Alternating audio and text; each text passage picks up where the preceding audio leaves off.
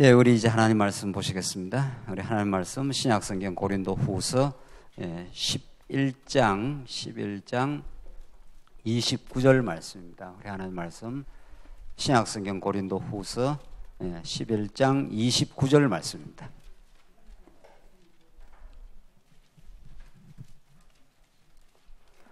찾으신 줄 알고 봉독 드리겠습니다. 신약성경 고린도후서 11장 29절 말씀입니다. 누가 약하면 내가 약하지 아니하며 누가 실족하게 되면 내가 애타지 아니하더냐. 내가 부득불 자랑할진대 내가 약한 것을 자랑하리라. 주 예수의 아버지 영원히 찬송할 하나님이 내가 거짓말 아니하는 것을 아시느니라. 다메섹에서 아레다 왕의 고관이 나를 잡으려고 다메섹 성을 지켰으나 나는 광주를 타고 들창문으로 성벽을 내려가 그 손에서 벗어났노라. 우선 33절까지 봉독 드렸습니다. 우리는 지금 고린도 전후서에 계신 데는 건덕의 복음, 하나님께서 이 땅에 우리를 죄악 가운데 잠시 두셨지만 만세전 하나님의 예정을 따라 언약을 따라서 예수 그리스도 안에서 칭의하신다. 어떤 그 인간의 조건하고 상관없이 하나님께서 우리를 의롭다, 하나님의 자녀라고 그렇게 그냥 일방적이고 주권적이고 은혜로 그냥 불러주신다는 게 로마서에 계신다는 말씀입니다. 그래서 로마서가 어떤 복음보다도 가장 기초적이고 언제나 다시 듣고 또 들어야 되는 그 놀라운 복음의 메시지가 로마서에 계신되고 있습니다. 우리는 지금 로마서를 지나 건덕의 복음,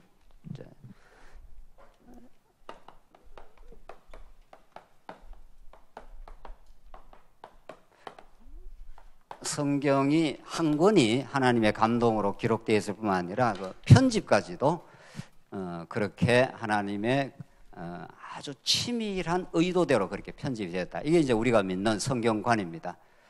이것은 최근에 서구 학자들이 성경을 이게 파편적으로 연구하다가 한계에 봉착했습니다. 제가 전에도 한번 소개드린 바가 있는 대로 2000년 휘턴 대학에서 일군의 성경신학자들, 구약학자들, 신약학자들이 모여서 신학적 대회를 했는데 그 중에 그 주도적인 두 사람이 지난주에 한국에 왔습니다. 지난주에 한국에 한국 성경 신학회에 와서 이사야서를 발표하고 신약학자가 다른 걸 발표하면서 그 뭐라고 이야기를 하는가 하면 어디까지 지금 전진하고 있는가 하면 성경이 다양한 다면적인 여러 가지 사건으로 보인다. 실제로 그렇잖아요. 구약의 뭐 창세기 사건, 출애굽기의 뭐 성전 성막 짓는 사건, 민수기의 광야 사건, 성경이 다면적으로 이렇게 보이지만은 거기에는 모종의 어떤 그 일관성이 있어 보인다.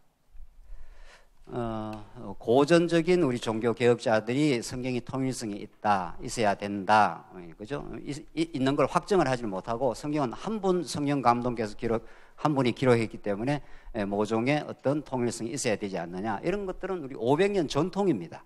그걸 우리 성경신학에서 구체적으로 이제 확정을 했고 지금도 더 치밀하게 지금 연구를 하고 있는 입장인데, 최근 서구 학자들이 주도적으로 전체 성경신학, 홀 바이블 비블리컬 테올로지, 이런 그 새로운 주장을 펼치면서 한 10여 년 동안 지금 지속적으로 논문을 발표하고 우리 주장을 해오고 있습니다. 물론 그들이 저희들이 확인한 대로 언약 성취라는 이런 치밀한 논리로 창세기 1장 28절에서 하나님께서 약속한 이런 논리로 확인하지 못하지만은 무언가 성경을 한 권씩 낙권으로 봐서는 안 되고 그게 내면에 뭔가 흐르는 흐름이 있다, 이런 것들을 아주 강력하게 지금 주장을 하고 있습니다.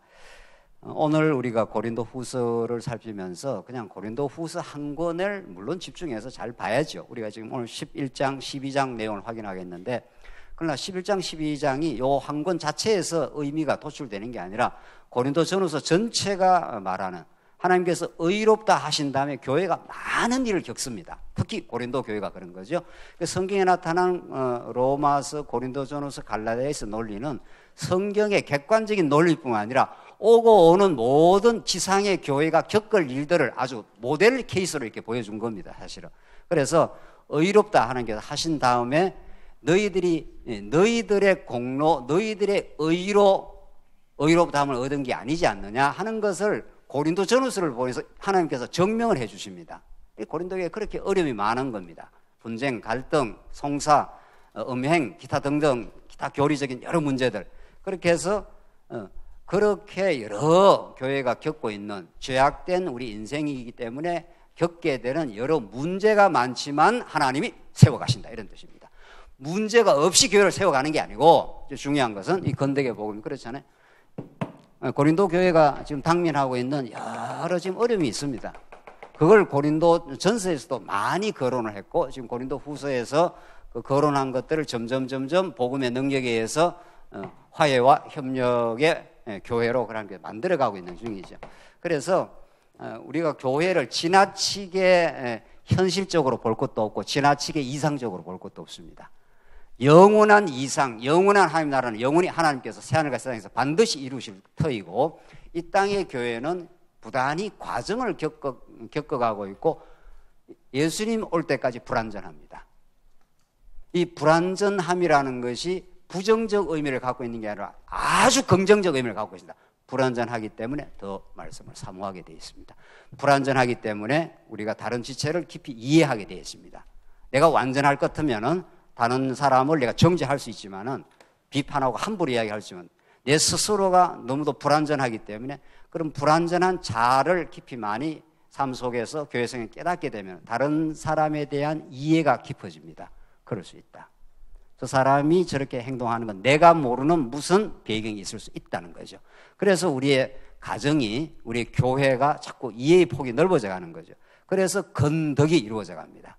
우리 안에서 일하시는 그리스도의 영이 성령께서 이루어 가시며 문제 속에서 문제 없는 속에서 키워가는 게 아니라 문제 속에서 복음을 더 사랑하게 돼 있고 그리스도를 더 의지하며 우리가 성장하도록 그렇게 하십니다. 그런 과정들을 다 통과하고 나면 뭐 완벽하게 통과는 없는 거고요. 죽을 때까지 우리는 다 겪는 건데 모든 게 은혜입니다. 이 결론에 딱 이르게 됩니다. 이렇게 로마서, 고린도전서, 갈라디아서가 구조화되어 있습니다. 오늘 우리 고린도 후서를 살피면서 정말 고린도 교회가 겪어왔던 그런 속에서 얼마나 절절한 복음을 바울이 전가하게 되었는가.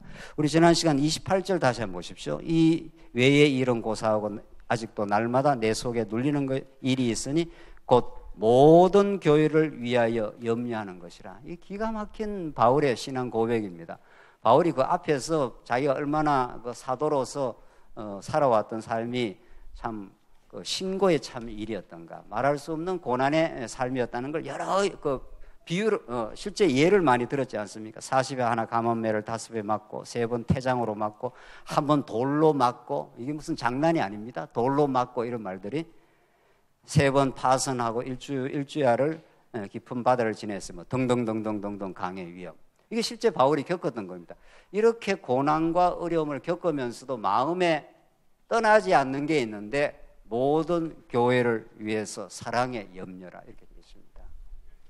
참 기가 막힌 하나님께서 그 진리가 만들어내는, 복음이 만들어내는 정말 아름다운 열매인 거죠. 건덕적 열매인 거죠. 그래서 하나님이 바울이 대단해서 이런 정말 복된 사랑의 염려를 갖게 한 게 아니라 우리가 오전 시간에도 강조한 대로 바울이 오히려 교회를 잔해하려, 교회를 아주 짓밟아 버리려고 달려갔던 앞잡이 아닙니까? 산에 든 앞잡이. 그를 하나님이 꺾어가지고 이렇게 교회를 염려하는, 사랑의 염려를 하는 이런 인간으로, 성도로 하나님이 만드신 거죠. 이게 건덕적인 건덕을 만들어 가시는 하나님의 예로 사도 바울을 하나의 교육 보조 자료로 하나님 만들어가고 그렇게 사용을 하시는 거죠. 그래서 29절 뭐라고 하는가 하면 누가 약하면 내가 약하지 아니하며 누가 실족하게 되면 내가 애타지 아니하더냐. 이게 복음을 전가하는, 또 이 땅 위에 하나님의 교회 일꾼이 되어진 모든 사람들이 가지고 있는 마음의 태도입니다. 하나님께서 주시는 태도란 말이죠. 누가 약하면 내가 약하지 아니하며 누가 실족하게 되면 내가 애타지 않느냐. 오늘 우리 오전에 우리 중창당에 나와서 찬송을 하고 우리 이 말씀을 듣는 우리 장안조한교 성도님뿐만 아니라 우리 성도님들 밖에서 혹은 인터넷으로 외부에서 듣는 성도님들을 향해서 우리 마음을 담아서 그렇게 편지 같은 걸 읽었지 않습니까? 우리 교회가 하나님께서 겪은 어려움 때문에 참 이런저런 어려움 때문에 교회를 떠나갈 수밖에 없었고, 또 이 말씀이 너무도 확고하고 부동한데 떠나가는 그 아픔을 우리가 볼 수밖에 없었고, 이제 다시 교회가 회복되고 있사오니 다시 이 말씀의 원리로 돌아오기를 바란다. 우리가 또 떠나갈 때 너무 소홀히 하고 너무 다 말씀 모르는 사람 떠나가도 합당한 거지라고 이렇게 판단한 게 있다면, 이렇게 이제 그런 마음을 지금 우리가 나누고 있지 않습니까? 바울이 지금 그런 겁니다. 누가 약하면 내가 약하지 아니하며 누가 실족하면은 내가 애타지 아니하는, 이게 이제 그대로 부모 심정인 거죠. 그러니까 이런 마음이 하나님께서 우리 교회의 목회자가 됐든 뭐 장로님들이 됐든 우리 권사님들이 됐든 이 마음을 주시는 거죠. 그 성도가 이렇게 교회를 잘 나오다가 만약에 잘 안 나온다, 이 굉장히 애탈 문제인 거죠. 하나님께서 갈 사람 다 가고 돌아올 사람 돌아오는 거지, 그런 막말이 있을 수가 없습니다. 하나님을 거기다 갖다 붙이는 게 아니라는 거죠. 하나님의 주권이라든가 작정이라는 것이 너무도 중요한 성경적 진리지만은 그런 현실에다가 그렇게 갖다 붙이라고 그 말씀을 기록해 놓은 게 아닌 거죠. 우리가 이 정상적으로 생각을 하게 되면은 그렇잖아요. 그래서 바울이 그런 심정이, 그래서 30절 내가 부득불 자랑할진대 내가 약한 것을 자랑하리라 이렇게 되어 있습니다. 내 자랑할 것이 있다면은 내가 뭐 잘났다든가 내가 의롭다든가 내가 무슨 능력이 있다든가 이걸 내가 자랑하는 게 아니고, 그것처럼 팔푼이가 없다 이런 거죠. 교회에서 쉽게 말한다면 내가 오히려 약한 것을 자랑하겠다. 지금 바울이 이 고린도 전후서 전체를 싸잡는 중심, 이게 메시지입니다. 예수 그리스도가 능력 많고 하나님의 아들의 신분으로 이 온 우주를 창조하고 지금도 역사의 수레바퀴를 한 손에 거머쥐고 운행하시는 분이지만 그가 지극히 약해졌습니다. 그 십자가의 고난과 죽음으로 약해진 그를 하나님께서 3일 만에 부활시키고 성청케 하고 지금도 보좌 우편에서 우리를 굽어 살피고 기도하고 있고, 마침내 천군 만마를 데리고 이 땅에 찾아오실 것을. 그러니까 기독교라는 것은 하나님의 우월하심과 하나님의 절대적인 능력과 그분의 풍성한 자비만을 노래하도록 그렇게 역사를 하시는데, 우리는 그의 수혜를 받는 인생, 그 은혜를 받는 인생, 하나님께서 우리를 이 땅에 두신 것은 그리스도의 강하심을 의지하게 하려고 우리를 약하게 오히려 만들어 놓는다는 겁니다. 교회를 때로는 어렵게도 하신다는 겁니다. 그때야말로 가장 그리스도를 강렬하게 붙드는 기회라는 거죠. 그래서 30절에 나오는 대로 내가 부득불 자랑하리, 내가 약한 것을 자랑하리라는 것은 특별히 고린도 후서를 가로지르는 관통하는 이 메시지입니다. 이게 그리스도와 연결되어서 31절 주 예수의 아버지 영원히 찬송할 하나님이 내가 거짓말 아니할 것을 아시느라. 내가 진실한 말을 한다. 참 그래서 우리 신앙생활의 진정성이라는 게 그렇게 중요한 거죠. 32절 다메섹에서 아레다 왕의 고관이 나를 잡으려고 다메섹 성을 지켰으나 나는 광주리를 타고 들창문으로 성벽을 내려가 그 손에서 벗어났노라. 그러니까 바울이 이 예를 드는 거 아닙니까? 이것처럼 얼마나 정말 초라하고 쫓겨다니고 힘없는 바울의 모습을 한 예로 이렇게 바울이 지금 이걸 이 편지 속에다 끼워 넣는 거지 않아요? 그 앞에서 내가 약한 걸 자랑하겠다 이랬으니까, 내가 가말리엘 문화의 대단한 지금 학자야. 바울이 이렇게 한 적이 없단 말이죠. 오히려 그것을 예수를 만나고 나니까 히브리인 중에 히브리인이요 뭐 어쩌고 저쩌고 한 바울이 자랑할 만한 모든 것들이 배설물이라 똥이라 이렇게 말한단 말이죠. 세상에 이런 그 자기 부정이 있을 수 없어요. 치열한 자기 부정이. 그게 그 당시 사회로서는 대단한 무슨 뭐 배경이 좀 된 것 같은데 그걸 배설물로 처리를 해버리잖아요. 내가 예수 그리스도 아는 지식이 가장 고상한 것이라, 가장 가치로운 것이라 이렇게 바울이 이야기를 했지 않았어요? 바울이 그렇게 지금 그리스도의 영광을, 그리스도를 통해서 드러난 하나님의 무한한 자비와 그의 능력만을, 바울은 그리스도 자랑하기에 급급한 인생입니다. 우리는 틈만 있으면 자기 자랑하려고 하는 거죠. 내가 자랑 안 하려고 했는데 하면서 또 자랑하잖아요. 자식 자랑, 남편 자랑, 돈 자랑, 지식 자랑, 뭐 별걸 다 자랑하죠. 바울이 예수를 만난 이후 예수의 십자가에 같이 못 박히고 같이 3일 만에 부활하고 이제 하늘 보좌에 천국에 예수님이 가셨듯이 우리도 그 천국에서 영원히 노래 부를 걸 깨닫고 나서 이렇게 사람이 바뀌어 버렸습니다. 그래서 내가 들창문에서 성벽으로 내려 그 손에서 벗어났다. 내가 이렇게 초라한 사도가 되었다. 그러나 내가 초라하지 않다. 현실적으로는 상당히 그 종교 기득권에 처할 수 있는 사람이 가장 밑바닥을 지금 헤매고 다니는데 그게 내가 초라하지 않다. 내가 약할 때 오히려 그리스도가 강하다. 이런 그 극적인 그 반전이 사도 바울에게 일어나고 말았습니다. 그걸 12장에서 너무도 자세하게 밝힙니다. 그 12장이 이제 협력을 강권하는 경고의 내용인데 12장부터 13장이 그래서 우선 바울이 1절로 13절 그 유명한 그 삼청천 체험 그리고 그렇게 하나님의 계시를 그냥 하나님하고 그 하나님의 계시를 직통으로 받아버린 그런 그 대단한 그 진리를 터득한 바울이 몸에 가시가 있어가지고 그냥 그게 평생의 고난의 짐이었습니다. 바울이. 근데 하나님께서 바울을 그렇게 만드시고 그게 너무도 괴로운 일이에요. 이게 보통 괴로운 게 아닙니다. 이게 바울이 겪었던 이 사탄의 사자라는 이게 보통 그 고난과 고통의 내용이 아니었다고 하는데 그걸 없이 해달라 하니까 하나님이 하시는 말씀이 네 은혜가 족한 줄 알아라. 이렇게 하나님은 우리가 기대하는 우리가 원하는 답이 떨어지는 게 아니라 너무도 다른 답이 떨어져서 그걸 바울은 답으로 알고 이제 살았습니다. 한번 보십시다. 12장 1절 무익하나마 내가 부득불 자랑하노니 내가 무익한 줄 안다. 내가 이게 진짜 유익해서 하는 게 아니고 너희들이 하도 자랑을 해대니까 내가 한번 자랑을 해볼까 이런 말이죠. 내가 하나님에게부터 직통 계시를 받았다. 삼청천에 가서 직접 하나님을 만나고 왔다. 지금 이런 말이죠.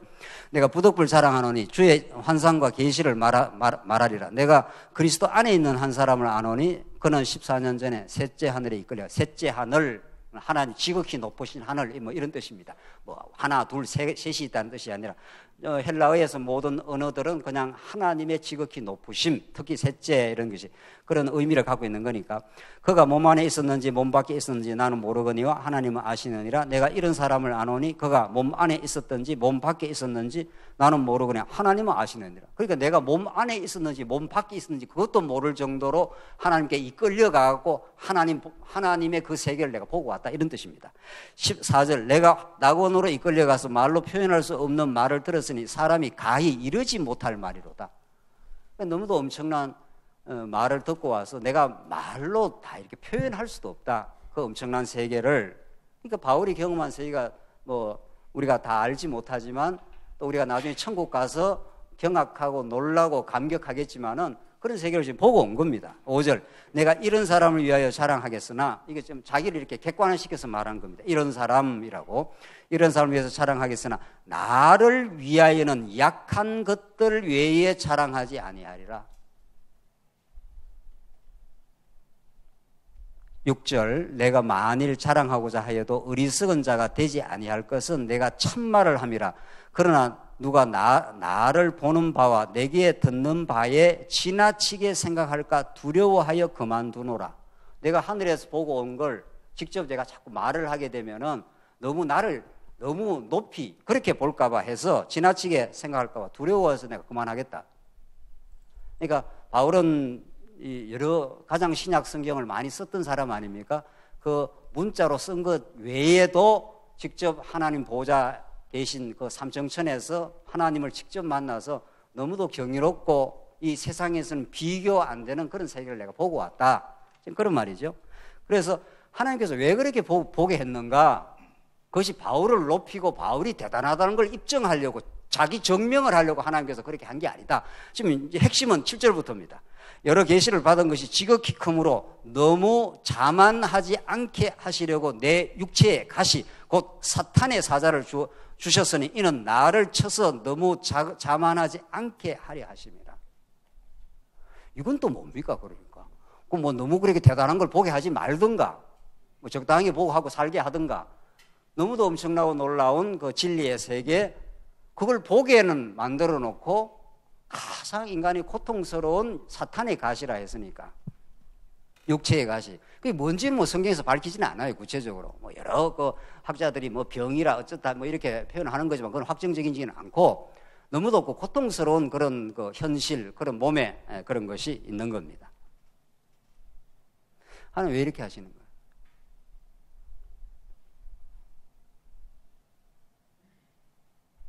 하나님 이렇게 하시는 이유가 있는 거 아니에요?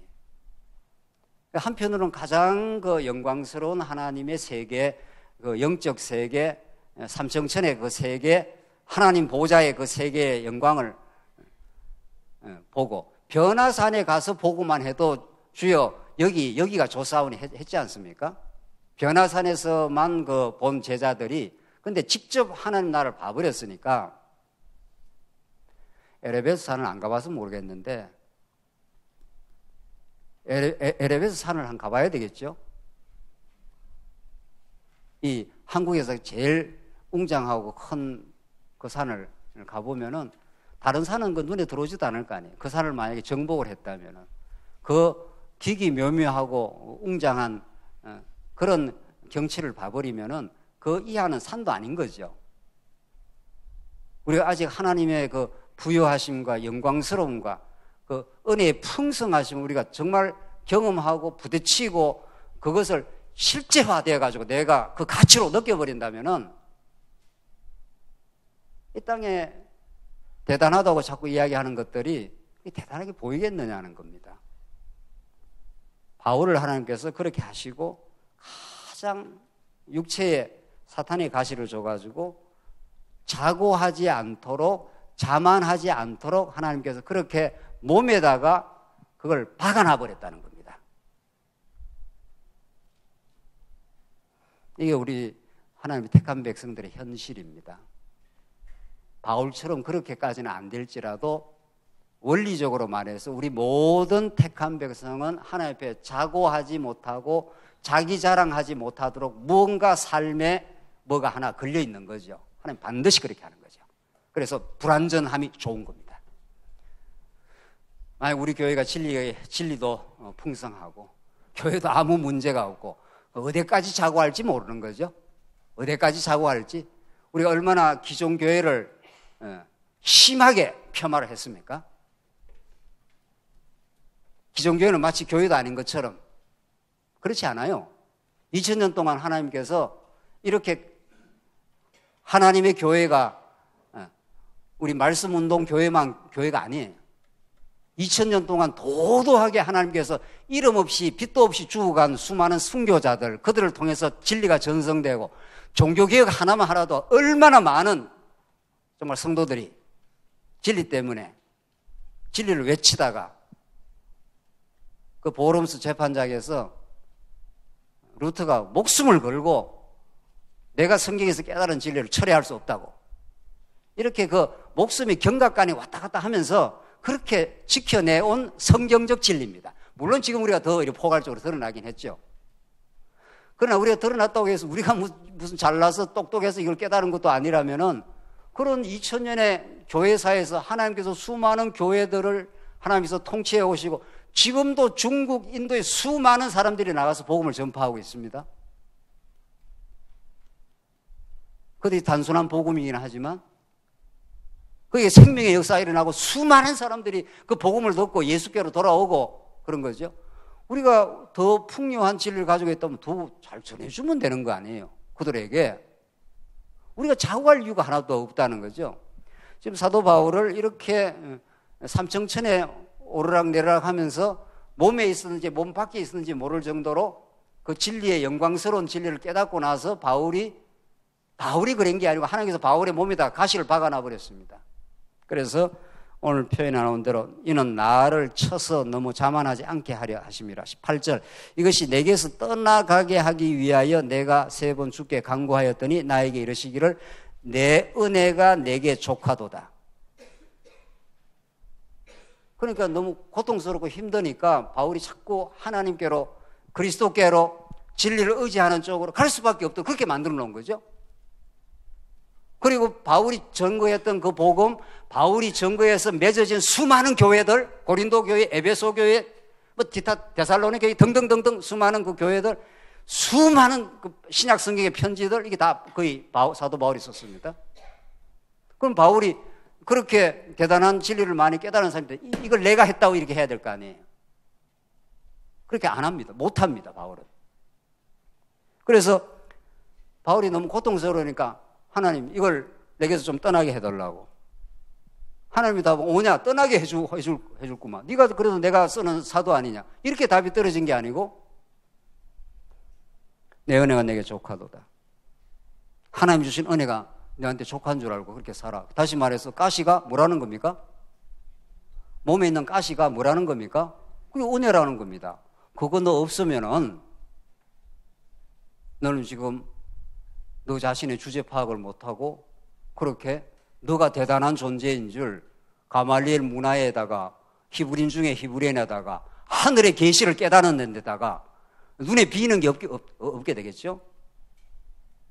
그런데 하나님께서 그렇게 안 하신다는 겁니다. 그렇게 하나님 딱 꺾어 놓는다는 겁니다. 그래서 평생을 하나님 의지하지 않으면 안 되도록 야곱을 하나님께서 어디서 꺾었습니까? 20년 동안 라반의 집에서 그렇게 고생 바가지를 했지 않습니까? 그리고 나서 이제 나올 때 많은 재물을 줬습니다. 20년 동안 훈련 받았으면은 그래도 많이 꺾였다고 봐야 되잖아요. 근데 돌아오면서 에서 형이 기다린다는 소식을 듣고 덜컥 겁이 났습니다. 20년 훈련 받아도 필요 없어, 이거. 하나님께서 안 붙들면 그대로 또 인간 야곱의 그 모습으로 그대로 싹 돌아가는 거죠. 두 대로 나눠라.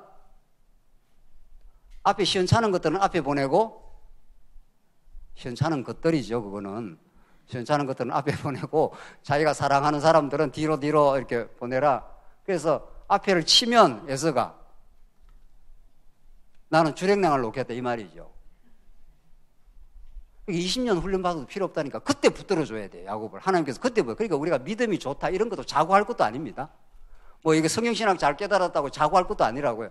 하나님이 지금이라도 안 붙들어주면은 그냥 야곱이 20년 훈련 엄청 받고 돌아온 사람인데 정확하게 육신 야곱의 모습으로 딱 돌아가 있습니다. 그래서 하나님께서 안 되겠다 해갖고 어디로 끌고 갑니까? 어디로?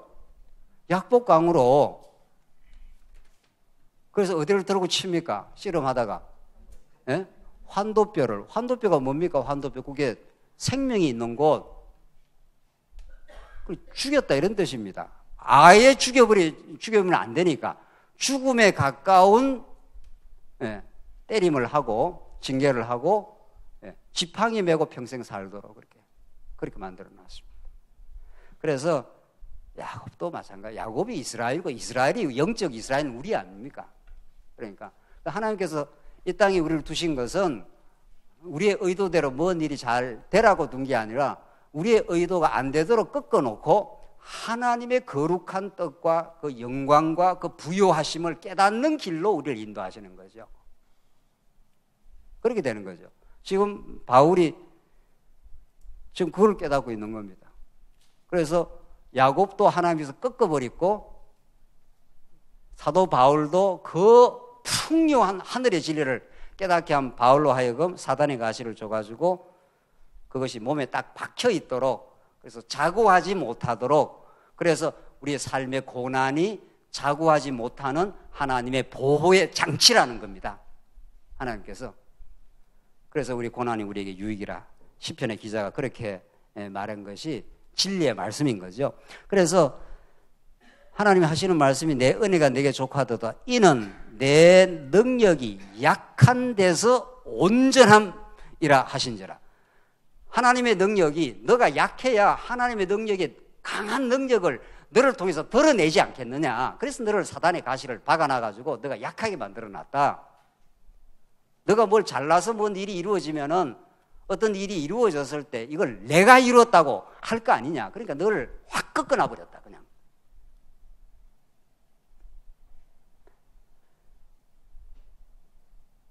그러므로 도리어 크게 기뻐함으로. 사도 바울이 그걸 듣고 그때야 대오각성을 했습니다. 아하, 이렇게 된 거죠.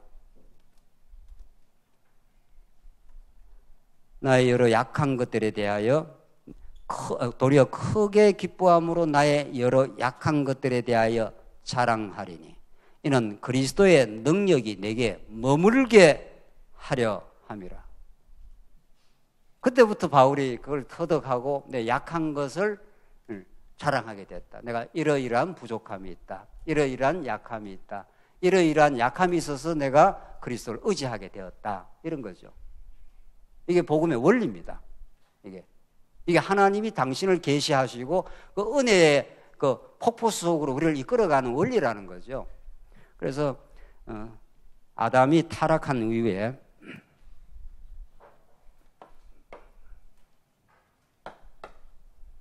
하나님께서 아담에게 놀라운 복을 주셨는데 3대 언약이라고 하는 하나님 나라 복을 주는데 타락을 해버렸습니다. 타락을 해버려서 그때부터 두려움이 생겼습니다. 아담아 너가 어디 있느냐 하니까 내가 두려워서 숨었나이다. 그래서 모든 인류의 마음속에 평화가 사라지고 두려움이 심겨져 있습니다. 그게 사단이 준 겁니다. 그 모든 사람이 두려움을 없애보려고 공부하고 돈 벌이고 일하고 사업하고 권력 잡고 하는 겁니다. 권력을 그렇게 잡으려고 하는 사람이 두려움이 많아서 그래요. 두려움이 많아서. 그걸 잡고 있어야 내가 좌지우지 할 수 있다 이 말이잖아요. 그걸 놓치면은 내가 초라하게 된다 이 말 아닙니까? 초라하게 되는 걸 다 싫어하잖아요. 그래서 두려움이 생기고 나서 아담이 한 일이 뭡니까? 아담이 한 일이 무화과 나무로 자기의 부끄러운 것을 어때요? 가렸지 않습니까? 이렇게 두려움 더 밑에 수치심이 부끄러움 요게 인간을 지배하는 힘입니다. 사단이 요걸 가지고 인간을 밀가부르듯이 마음대로 움직입니다. 그러니까 수치라는 것은 이렇게 자기가 작다 이런 뜻이란 말이죠. 부끄럽다 이런 거예요. 그러니까 크게 인간이 되려고 하는 거죠. 특히 우리 남자들 우리 여자들도 마찬가지더라고요. 특히 남자들이 내가 강하다는 걸 증명하고 싶어 하잖아요. 왜? 수치심이 많아서 그래요. 부끄러움이. 이 부끄러움을 커버하는 행동이에요. 두려움이 많기 때문에 무언가를 잡아야 되는 거죠. 인류의 숙제입니다, 이게. 그래서 오늘 오전 시간에 사무엘이 찾아갔을 때 평안을 위해서 오십니까? 이렇게 사무엘이 평안을 위해서 지금 왔습니다. 내 뒤에 이제 다윗이 왕으로 등극합니다. 이런 말 아니에요. 그러니까 모든 인류의 숙제가 뭐 다른 데 있지 않습니까? 돈이 없어서 문제, 뭐가 없어서 문제, 뭐 오래 못 살아서 문제, 뭐 지금 오래 사는 게 문제입니다. 지금은 오래 사는 게 그렇게 축복이 아닙니다. 아시죠? 그래도 오래 살고 싶은데 자꾸 그럽니까? 오래 사는 거 그리 축복이 아닙니다. 적당할 때 죽어야 되는 겁니다. 그래서 아담이 타락하고 이 문제가 인간을 늘 괴롭힙니다. 수치심, 수치스러우니까 자꾸 자기를 포장하고 멋들어지게 만들고 싶고 두려우니까 힘을 가지고 싶고 돈을 가지고 싶고 가진 거 하나님께서 적당히 다 주시는 건데 더 가지고 싶은 거죠. 이걸 못 풉니다. 절대로 못 풉니다. 이거의 반대가 뭐예요? 이거의 반대, 두려움, 수치심, 이거의 반대가 뭐예요? 그게 우리가 안식, 평화, 이 반대가 이렇습니다. 그래서 아담이 타락하고 나서 한 일이 무화과 나무로 자기의 부끄러운 것을 이렇게 가렸지 않습니까? 이렇게. 죄송합니다. 영어로 쓰겠습니다. Covering activity. 모든 문화가 덮는 겁니다. 이렇게. 모든 문화가. 여자가 화장하는 것도 마찬가지, 권력을 쥐는 것도 마찬가지, 돈을 쥐는 것도 마찬가지. 모든 게 자기의 부끄러운 것을 덮는 행위입니다. 그렇게 멋들어지게 보이는 행위입니다. 전부. 인류 문화가 다 그렇습니다. 인류 문화가. 이 타락하고 나서 이렇게 덮었지 않았어요. 그러니까 하나님께서 그걸 어떻게 해버렸어요? 네가 덮어갖고 네가 평안하겠냐? 두려움을 없앨 수 있겠냐? 하나님이 어떻게 했어요? 인간이 만들어 놓은 걸 어떻게 했냐고요? 없애버렸어요. 그리고 뭐를 만들어줬어요? 가죽옷을. 그게 창세기 1장에서 3장에 나오는 놀라운 복음의 메시지. 너가 만들어가고 너가 덮어서 되겠냐? 네가 네 문제를 해결할 수 있겠냐 하는 거죠. 그래서 싹 없애고 하나님께서 가죽옷을 이렇게 덮어 부끄러운 것을 가려줬어요. 그래서 우리가 예수 믿는 사람은 이제 예수 믿고부터는 부끄러움이 없어진 겁니다. 이제는 완벽한 자존감이 생긴 거죠. 하나님의 자녀라고 하는 이 신분이 딱 생겨버렸어요. 그래서 지난날에 실수했고 범죄했고 뭐 이런 거 다 필요 없는 거예요. 이제는 완전한 새로운 피조물이라. 옛 것은 지났으니 어떻게 해요? 새 것이 되었노라. 이 바울의 이 명제는 뭐 어마어마한 이야기예요. 이런 주장을 아무도 못하는 거예요. 석강문이도 못하고 공자도 못해요. 공자는 자꾸 네가 개선해라, 네가 도덕적으로 잘 살아라, 그래야 네가 멋들어진 인생이 되지 않겠느냐 이렇게 말하는 거고. 그런데 개선하면 됩니까?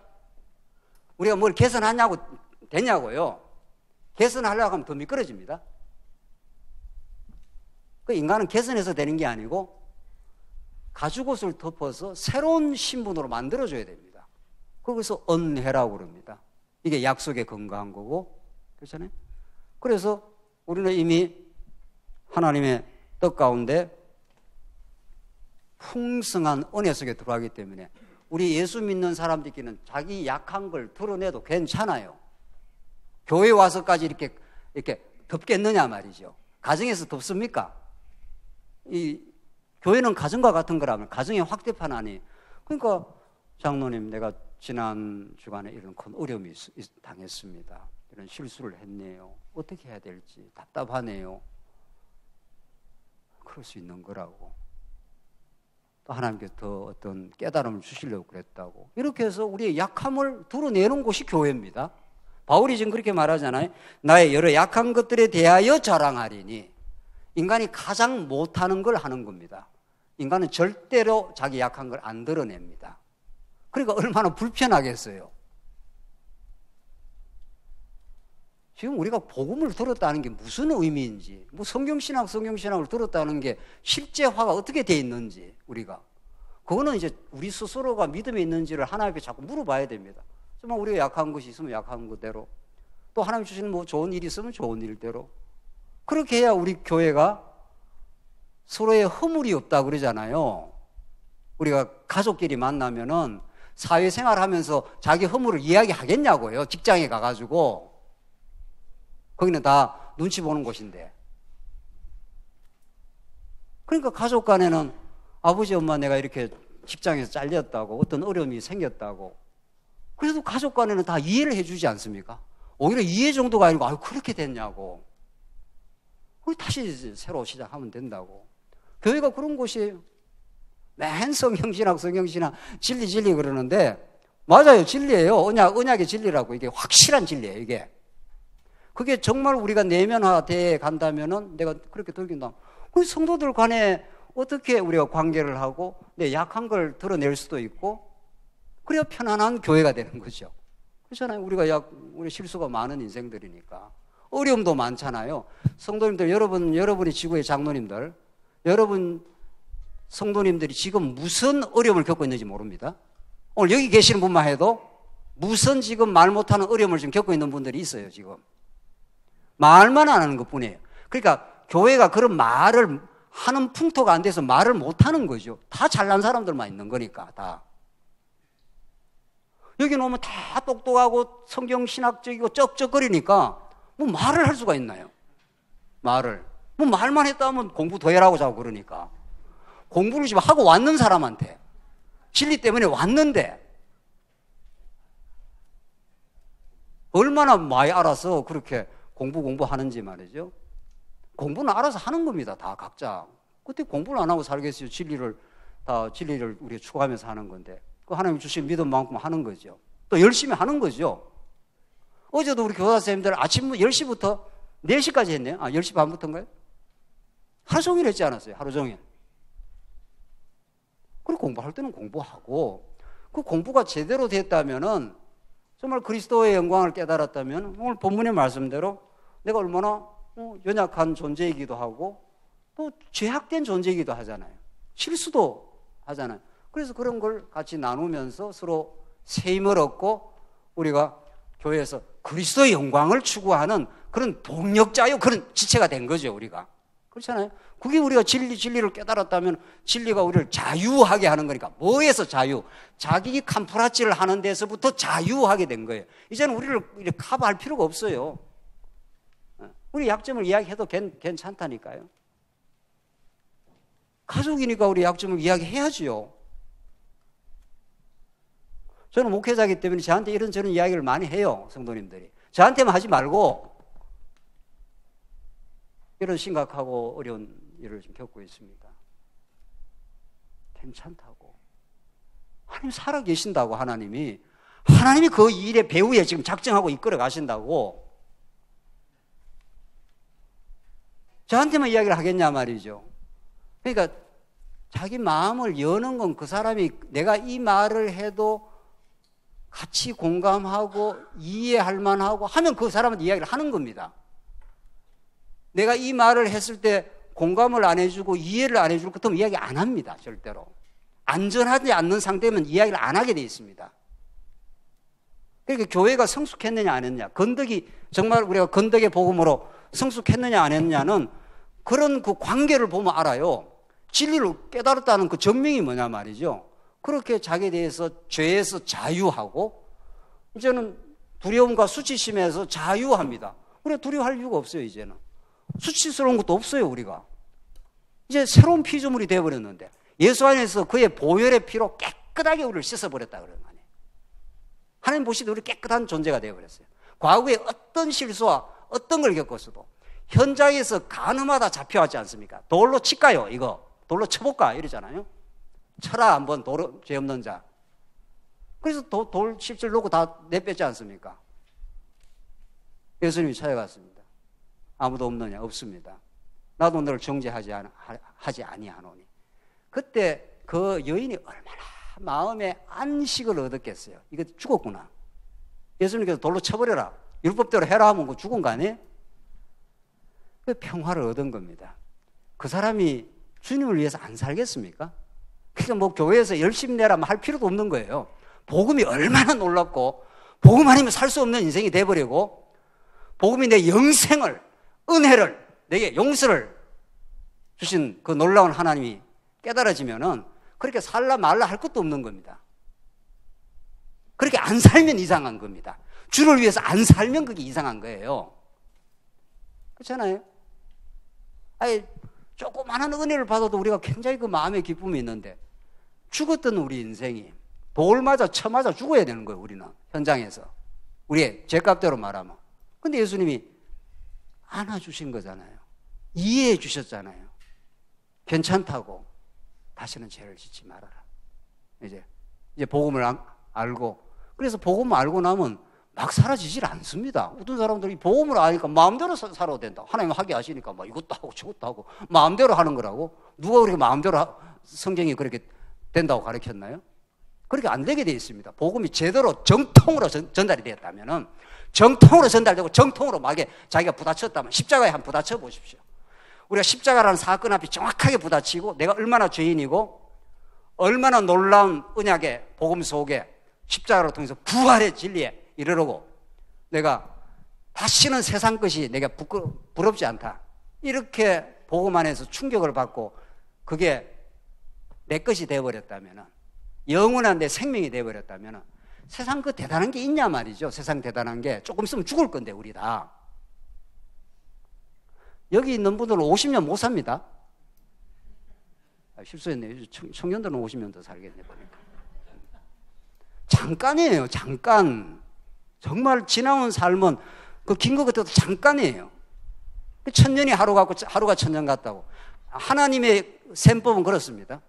우리 잠깐 이 세상에 두시고 훈련시키고 영원한 진리가 얼마나 중요한지, 우리 신랑 되신 예수님이 얼마나 우리에게 중요한 분인지, 그를 보내신 하나님이 지금 살아계셔서 우리 역사의 주체자 되셨다. 그건 우리를 떠나가지도 않아요. 바울이 그걸 깨닫고 내가 약한 것을 자랑하려니 이는 그리스도의 능력이 내게 머물게 하려 함이라. 바울은 자기가 오히려 이제 강해지는 걸 별로 원치를 않습니다. 뭐 나는 하나님 주신 대로 살아가고, 이게 하나님의 능력을 경험하는 길이고 오히려 하나님의 능력을 찬양하는 길이고 이렇다는 거예요. 하나님께서 우리 교회를 어려움을 준 것은 이제는 과거에 우리의 모든 혹시라도 자고함이 있었다면 그걸 싹 하나님이 정리를 하고 그리스도만 찬양하는 그리스도의 능력만을 드러내는 교회 되게 하시려는 하나님의 뜻인 거죠. 확실하고 분명한 거죠. 그래서 이 복음 안에 들어있으면 얼마나 자유한지 모릅니다. 그러므로 내가 그리스도를 위하여 약한 것들과 능력과 궁핍과 박해와 공고를 기뻐하노니. 이게 사람 마음이 이런 판단을 할 수가 있는 겁니까? 능력, 요거도 먹는 걸 누가 좋아합니까? 궁핍, 아무도 안 좋아합니다. 기뻐 안 합니다, 궁핍을. 박해, 말할 것도 없고요. 공고, 그게 인간의 인성으로는 기뻐할 일이 아닌데 이런 걸 바울이 많이 겪으면서 그리스도의 복된 진리를, 그분의 도우심을 그 박해와 곤란 속에서도 하나님이 바울을 살려줬지 않습니까? 보호도 해줬지 않습니까? 또 이런저런 성도들의 손길을 통해서 협력도 해줬지 않습니까? 바울이 그걸 너무도 잘 알고 있는 겁니다. 그 모든 것들이 하나님의 은혜의 손길이요, 하나님의 함께 하신다고 하는 확증이요, 하나님이 당신의 아들 예수 그리스도를 우리의 신랑으로 보내주셨다는 입증이요, 그걸 바울이 깨닫고 나니까 그걸 기뻐한다고. 이렇게 세계관이 바뀌어버리고 인생관이 바뀌어버렸습니다. 정말 우리가 성경에 이렇게 체계적인 진리를 그동안 잘 배워왔는데 그것이 정말 우리의 이제는 실제화되도록, 물론 그것도 성령이 하시는 일이지 그게 누가 하겠습니까? 성령께서. 정말 그것이 이렇게 머릿속에서 이론적인 가치로 빙글빙글 돌고 실제 가치 판단은 자기 옛사람으로 계속 한다면은 그게 얼마나 불행한 사태냐 말이죠. 이런 진리 아니고도 그래도 우리 믿음의 선진들은 믿음 따라 많이 살았습니다. 루터, 칼빈 뭐 이런 사람들은 우리처럼 이렇게 성경 전체적으로 몰랐어요. 이번에 해외 학자가 이야기하는데 그 유명한 성경신학자니까 우리처럼 이런 성경신학자는 아니라도 일반적 성경신학, 한국 교회를 위해서 좀 이야기를 해달라. 제발 돈 사랑하는 걸 제발 멈춰라. 딱 그러더라고요. 그 사람이 진정성 있게 이야기를 해요. 한국 교회가 그런 것 때문에 지금 어려움 겪고 있는 거 아니냐. 미국 학자가 하는 이야기예요. 적어도 그런 사람은 이런 진리는 안 깨달았어도 적어도 그런 정도에서는 자유한 거예요. 두려움과 수치심, 이것이 내면에 있기 때문에, 과거에 내 가족 사이에서 두려움과 수치심이 있기 때문에 그걸 자꾸 이렇게 숨기려고 한다는 거예요. 숨길 이유도 없는 겁니다. 이제 우리 사랑하는 지체들에는 그게 무슨 부끄러운 일입니까 말이죠. 하나님께서 우리 되게 하시려고, 그래서 약한 우리를 그리스도를 더 의지하게 하려고, 그렇게 복되게 하시려고 하나님께서 이런 어려움도 겪게 하셨을 뿐이다. 이제는 우리는 과거의 메인 인생이 아니고 새롭고 산 피조물이 되어서, 새로운 피조물이 되어서 하나님 보실 때 너무도 소중한 너는 내 자녀다. 내가 너를 불구덩이 속에서도 너를 지키고 물 속에서도 너가 침몰하지 아니할 것이다. 그게 이사야서의 약속하는 말씀입니다. 이사야, 너희들 반드시 이제 70년 포로 간다. 그때 좌절하거나 절망할 이유가 없다. 다시 반드시 돌아온다. 왜? 그건 하나님께서 한번 훈련시키고 교육시키고 우리를 갱신시키려는 하나님의 선한 뜻이지, 하나님께서 그 이스라엘 백성들을 뭐 짓밟으려고 그렇게 한 건 아니다는 거죠. 그게 이사야의 메시지. 그래서 바울이 이는 내가 약한 그때가 강함이라, 이 놀라운 메시지 말이죠. 그래서 이런 말씀이 없는 겁니다. 세상에 모든 인류가 스스로 강해지려고, 스스로 자기를 포장하려고, 스스로 부끄러움을 감추려고 전전긍긍하는 이 타락한 이 시대에 하늘의 메시지는 우리는 부끄러울 것이 없는, 이제 하나님의 자녀가 되고 깨끗하게 우리가 용서받고 하나님의 자녀로 우뚝 설 수 있는, 그래서 우리 교회를 하나님이 너무도 사랑스럽게 봅니다. 자기 신부로 보니까 예수님이 사랑하는 자야 나와 함께 가자. 너는 실제로는 술람이가 거무스름해도 내가 볼 때 가장 내 사랑하는 아내라고. 이제 꽃이 피고 이제 열매가 맺히니 우리 함께 가자고. 아가스에 절절합니다. 솔로몬이 술람미에 대한 그 사랑의 표현이 아주 절절합니다. 그 그대로 예수님이 우리의 모든 허물을 다 덮어주고 우리 사랑하는 신부야 우리 같이 가자 이렇게 예수님이 우리를 초청하고 죄 없다 해주시고 가장 아름답게 보십니다. 그 복음 안에 승리가 있길 바랍니다. 기도하십시다. 자비하신 하나님 아버지 은혜를 감사합니다. 오늘 사도 바울을 이렇게 심한 고난의 가시를 주셨지만 그것 때문에 바울이 자고하지 않고 그리스도를 찬양하는 이 복되고 아름다운 삶 속으로 인도하신 하나님, 우리 교회를 지나온 세월도 은혜 가운데 지켜주시고 여러 가지 시련을 저희들이 겪고 있지만 이제 이것이야말로 하나님을 더욱 찬양하는 그리스도의 영광만을 노래하는 우리 교회 되게 하시려고 하나님께서 인도하심을 저희들 믿습니다. 이 진리 안에 우리가 이제 지나온 어려움들을 털어버리고 전진하게 하시옵소서. 예수님 이름으로 기도하옵나이다. 아멘.